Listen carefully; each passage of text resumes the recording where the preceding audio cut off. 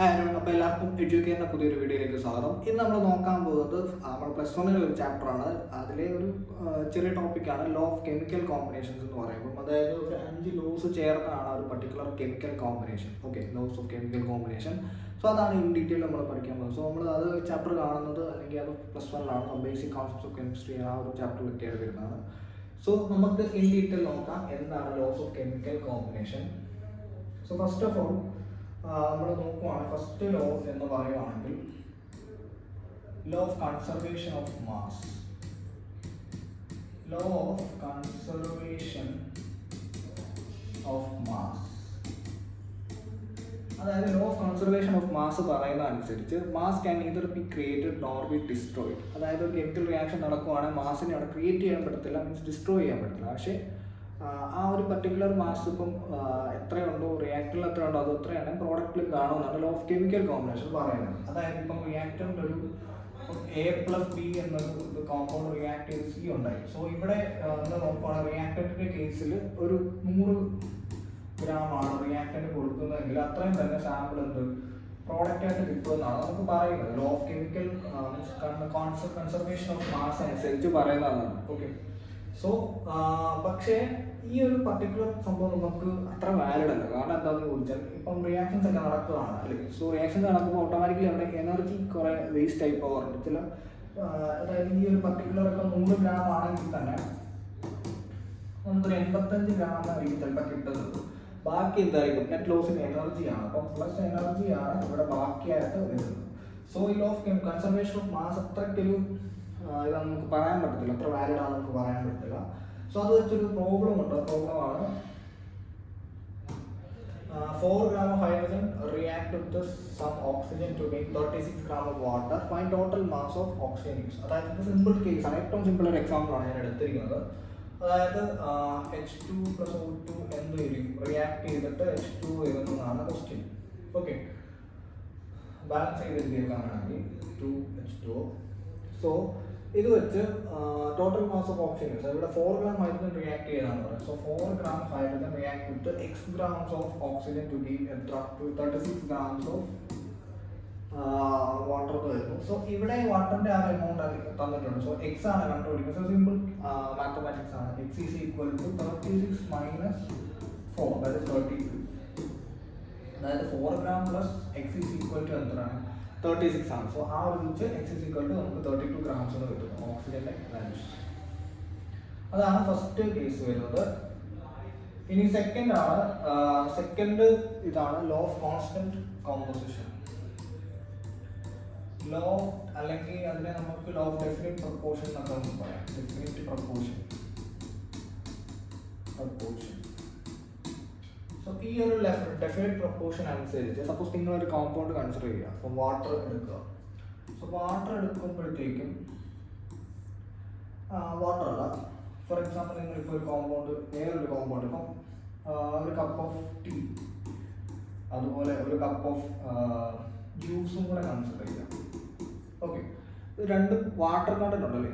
Juice എടുത്താൽ അതിനകത്ത് കുറച്ച് എമൗണ്ട് ഓഫ് വാട്ടർ ഉണ്ട്. സോ അതിനകത്ത് അല്ലെങ്കിൽ ടീ എടുത്താലും വാട്ടർ കണ്ടന്റ് ഉണ്ടല്ലേ. സോ ഇതിനകത്തെ വാട്ടർ കണ്ടന്റ് എന്ന് പറയുമ്പോഴത്തേക്കും വാട്ടറിന്റെ ആ ഒരു കോൺസ്റ്റന്റ് പ്രൊപ്പോർഷനിലായിരിക്കും വാട്ടർ നിൽക്കുന്നത്. അതായത് ഹൈഡ്രജൻ ഇവിടെ ആ ഒരു റേഷ്യോ നോക്കുകയാണെങ്കിൽ 2:60 അല്ലെങ്കിൽ 1:8 റേഷ്യോയിലാണ് ഹൈഡ്രജനും ഓക്സിജനും ഈ ഒരു ടീക്കകത്തായാലും നിൽക്കുന്നത്. ഇപ്പം ജ്യൂസ് കൺസിഡർ ചെയ്യുകയാണെങ്കിലും സെയിം കേസാണ്. അതായത് ഇവിടെ 2:60 അല്ല 1:8 പ്രൊപ്പോർഷനിലാണ് അവർ നിൽക്കുന്നത്. അതായത് അവരുടെ ആ ഒരു ക്വാണ്ടിറ്റി എന്താണ് വാട്ടറിന്റെ ആ ഒരു ഇത് മാറുന്നില്ല, പ്രൊപ്പോർഷനാലിറ്റി മാറുന്നില്ല. ഓക്കെ, അതാണ് ലോ ഓഫ് ഡെഫിനിറ്റ് പ്രൊപ്പോർഷൻ അനുസരിച്ച് പറയുന്നത്. അതായത് ആ ഒരു പർട്ടിക്കുലർ എലമെന്റ്സ് കോൺസ്റ്റന്റ് ആ ഒരു ഡെഫിനിറ്റ് പ്രൊപ്പോർഷൻ ഫിക്സഡ് റേഷ്യോ ആണ് അവർക്ക് ആ ഒരു പർട്ടിക്കുലർ കോമ്പൗണ്ട് എടുക്കുവാണെങ്കിൽ അത് മാറുന്നില്ല. പിന്നെ അത് വെച്ച് ഒരു പ്രോബ്ലമാണ് pure sample of water contain 14 gram hydrogen, how many grams of oxygen is present. അപ്പം ഒരു സാമ്പിൾ ഓഫ് വാട്ടറിനകത്ത് 14 gram ഹൈഡ്രജൻ ഉണ്ടെന്ന് പറഞ്ഞു. അപ്പം എത്ര ഓക്സിജൻ ഉണ്ടെന്നാണ് പറയുന്നത്. സോ നമുക്ക് H2 + O2 ആണെന്ത് H2 എന്നറിയാം. സോ ഇവിടെ നോക്കുവാണെങ്കിൽ ഹൈഡ്രജന്റെ ആ ഒരു പെർസെൻറ്റേജ് നോക്കുവാണെങ്കിൽ 2:16 വരുന്നത്. അതായത് 1:8 റേഷ്യോയിലാണ് രണ്ടും നിൽക്കുമെന്ന് പറയാം, hydrogen is to oxygen. So നമുക്ക് പറയുവാണെങ്കിൽ ഇവിടെ 14 ഗ്രാം ഹൈഡ്രജൻ ഉണ്ടെന്ന് പറഞ്ഞു. സോ 14 ഗ്രാം ആണ് ഹൈഡ്രജൻ. ഇവിടെ എക്സ് ഗ്രാം ഓക്സിജൻ യൂസ് ചെയ്താണ് സംഭവം കിട്ടുന്നത് പറഞ്ഞു. സോ എക്സ് എന്താണ് ക്രോസ് മൾട്ടിപ്ലൈ ചെയ്താണ് നമുക്ക് എക്സ് കണ്ടുപിടിക്കും. So x is equal to 14 into 8 വരും. സോ അപ്രോക്സിമേറ്റ്ലി 112 എന്നാണ് അതിന് ആൻസർ വരുന്നത്. ഓക്കെ, അതായത് 112 ഗ്രാംസ് ഓഫ് ഓക്സിജൻ ഇവിടെ പ്രസന്റ് ആണെന്നാണ് പറഞ്ഞിരിക്കുന്നത്. Okay, so next we are going to the third law of multiple proportion. Law of multiple proportion.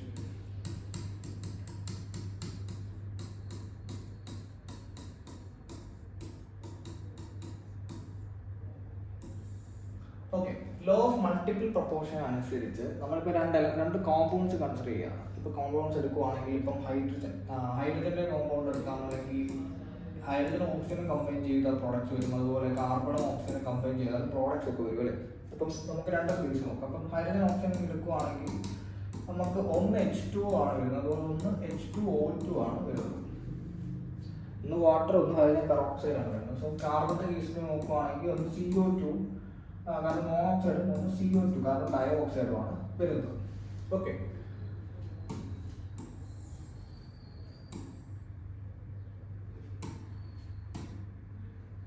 So ഇവിടെ നിങ്ങൾ നോക്കുവാണെങ്കിൽ ഇവിടെ ഈ വാട്ടറിന്റെ ഇവിടുത്തെ റേഷ്യോ എത്രയാണ്?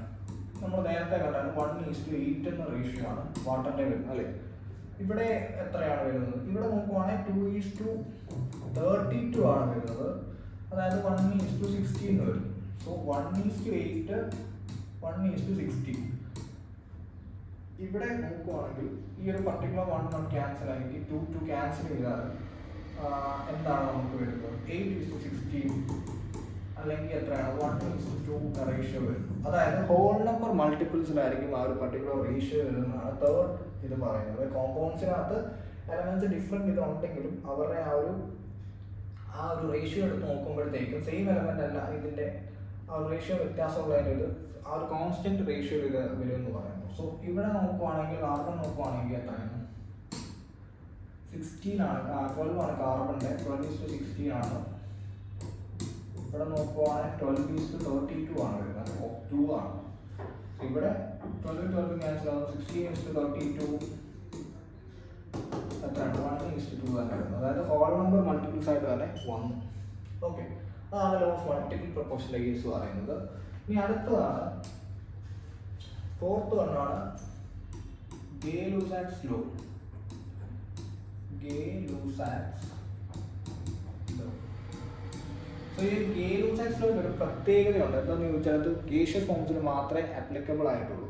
ഓക്കെ, അപ്പോൾ ഗേഷ്യസ് ലോ ഗേഷ്യസിന്റെ ഗ്യാസിന്റെ ആ ഒരു കേസിൽ മാത്രമേ ആപ്ലിക്കബിൾ ആയിട്ടുള്ളൂ. അതായത് ഇപ്പോൾ ഒരു റിയാക്ഷൻ നടക്കുവാണെങ്കിൽ അതിന് നമുക്ക് ഇപ്പം PVT അതിൻ്റെയൊക്കെ ആ ഒരു ഫോമാറ്റ് നമുക്ക് എഴുതാൻ പറ്റും, അങ്ങനെയൊക്കെയാണ് യൂഷ്വലി പറയുന്നത്. ഓക്കെ, അപ്പം സപ്പോസ് H2 + O2 എനിക്ക് എന്ത് H2 വരും അല്ലേ, 2H2.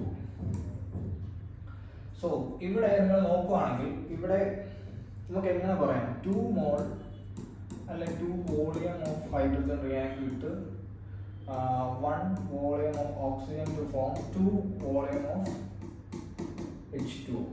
ഓക്കെ, അവരുടെ റേഷ്യോ എന്താണ്? 2:1:2 ആ ഒരു ഇതിലാണ് റേഷ്യോ പോകുന്നത്. ഓക്കെ, സോ നമ്മൾ നോക്കുവാണെങ്കിൽ ഇപ്പോൾ സപ്പോസ് ഇവിടെ 50 ഉണ്ട്, ഇപ്പോൾ എത്രയായിരിക്കും? ഇവിടെ 1 ആണുള്ളത്. സോ 25 വോളിയംസ് അല്ലെങ്കിൽ ഇവിടെ വരുമ്പോൾ പിന്നെ 50 ഉണ്ട്. സോ ഒന്നുകൂടെ പറയുവാണെങ്കിൽ 50 ml hydrogen combine with 25 ml oxygen to form how much? 50 ml of water. അതാണ് ഗേ-ലൂസാക്സ് ലോ. ആ ഒരു കോൺസ്റ്റന്റ് കോമ്പോസിഷൻ്റെ ഇത് നിൽക്കുന്നു. ആ ഒരു വോളിയം ടേംസിൽ അതുപോലെ പല ടേംസിൽ നമ്മൾ എക്സ്പ്രസ് ചെയ്യുന്നതാണ് ഗേ-ലൂസാക്സ് ലോ എന്ന് പറയുന്നത്. ഇനി ലാസ്റ്റ് ആൻഡ് ഫൈനൽ ആണ് അവോഗാഡ്രോസ് ലോ. Avogadro law.